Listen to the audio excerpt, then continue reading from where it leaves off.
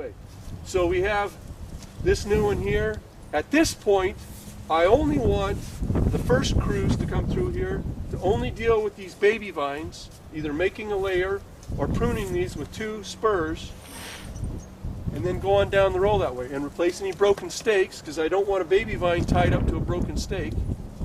And then after you get the whole row done for dealing with the babies and broken stakes, then you can come back through and do pruning on it, and wrapping and tying and all that other stuff. Okay. I also want this drip hose wire to be at least 21 to 24 inches high. If it's down too low, you can't put your pan underneath there at picking time, and the gophers can reach up and chew holes in it. And then I spend 4 hours a day splicing hoses from gopher chews rather than doing the other things I need to do. So this needs to be raised up to a proper height. The cross arms need to be leveled and tightened. They shouldn't be at an angle, and they shouldn't be loose and floppy. They should be level and tightened. First, right? And so if you bring your whole ward out without sending an advance crew, the whole ward works on baby vines and stake replacement until that row gets done for the baby vines. Then you can come back and prune. Because otherwise, if you have some doing the baby vines and some doing the other pruner, the pruners always overtake the baby vine guys. Right. And then they chop off stuff that they needed to save. Right.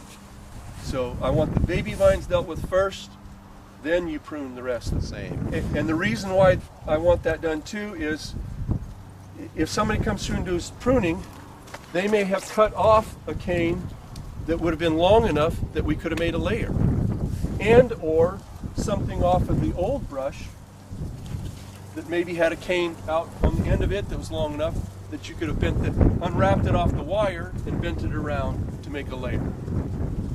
So you do the layering and the baby vines first, and then on the whole row, and then you come back and finish pruning. I'll do that. Okay, this vine here, somebody actually 2 years ago made a layer. They took a fruiting cane, they buried it in the ground and had it come up the stake, and they put a wire tie on it here so it girdled it, and you can plainly see the girdle worked. This is much skinnier than this.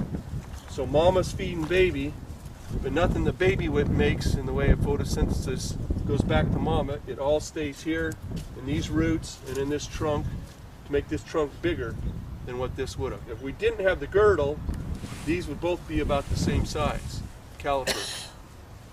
So, normally we said that it would have been a 3-year step.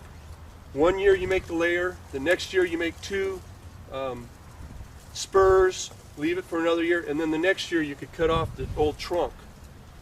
Well, from now on what we're saying is I don't want any fruit coming off this baby, or any fruiting canes coming off this baby vine until this trunk is big enough that you can't touch finger and thumb as you put your hand around here. So I can still touch finger and thumb, so this isn't big enough yet. So we've got to leave it in place for 1 more year with just spurs on it. So all these fruiting canes on here, we've got to cut off. Including up here. I know these are beautiful looking canes, but again, we only want to have 2 spurs.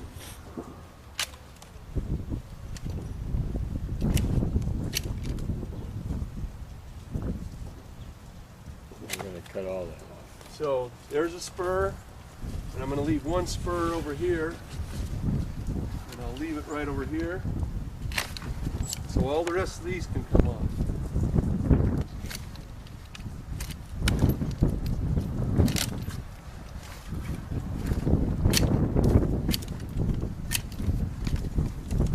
And again, the brush now goes in the cover crop row. So the brush goes over here.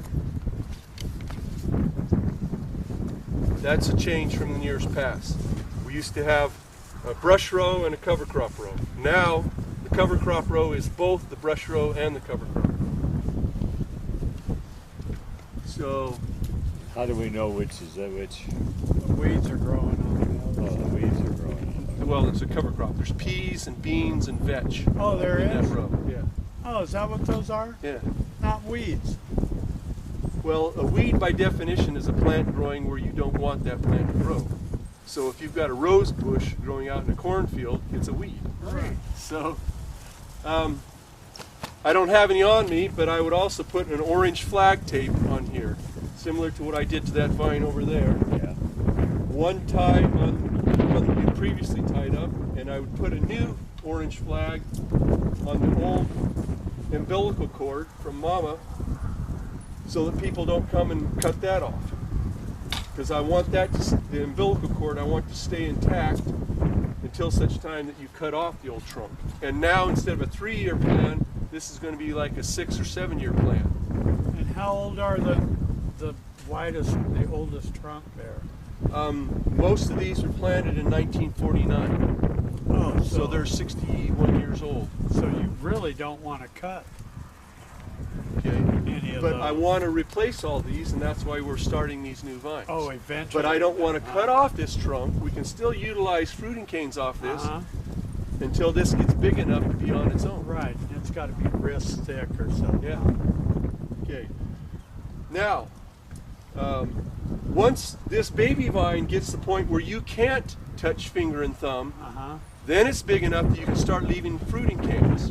But then you only leave 2 canes and 2 spurs on that baby, and then 4 canes on the old one. Otherwise, it'll be too small to support it. Right. So then the next year, you leave 3 canes on the baby vine and 3 on the old. Kind of switching it over slowly. Yeah, Huh? right. And then the next year, 4 So canes it'll on start the baby. feeding those, and the old guy can retire. And when we do it this way, we don't have a drop in production at all. Right. And then when we cut off this old trunk, finally, we've got a vine here that can support 5 or 6 canes. And anyway, so if I was going to finish pruning this, I would leave only 5 canes on it. Because when we got this baby, either as a layer that first year or with spurs on it the second and or third or fourth year, however many long years it takes until that's bigger than finger and thumb, you only leave 5 canes on this, because this counts as if it were the 6th cane for the energy of the vine. Then once you do start leaving canes, that's when you go back to the 6. And that first year you leave 2 on this new one and 4 on the old, and then 3 on the new one the next year and 3 on the old. So if I was going to brush this out, this one's a little bit hard to see because you have all these canes in the way. But where this was a fruiting cane from last year, it came up to the wire here, and you can see that it's obviously wrapped around the wire, and that it's rough bark as compared to smooth bark. Rough bark doesn't make any fruit. It's only the smooth bark that makes us fruit. So we've got to cut this produced fruit for us last year, but now it's spent, and we have to get rid of it. So right where the alt came to the wire, that's where we want to cut it. Except you don't want to cut the wire. No. So you shove your shears in between the wire and whatever you're cutting, rather than say, I'm going to stop when I get to the wire. Because if you do that, you're going to leave a little nick on the wire, and then 5 or 6 years later, it's going to rust over, and with thousands of pounds of weight on it from the grapes, it's going to break it. It's going to snap it. So I like to cut and snip a lot more than yanking and pulling. Yanking and pulling, you can break stakes. These things are connected to each other by tendrils, and so by yanking on one cane, you're going to break off another cane that you wanted to keep because they're connected by the tendrils. And also, if you're yanking and pulling a lot, you whip yourself in the face. And on a cold morning, that's not fun. And again, the brush row is over there. So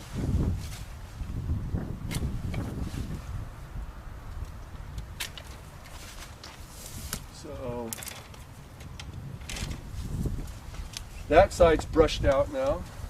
Now if we come over to here, again, at the wire, we find the first good cane, and we cut it off there.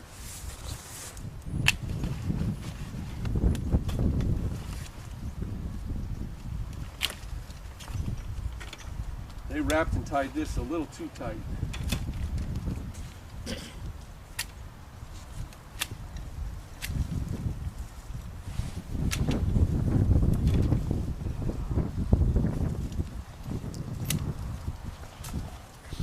Okay.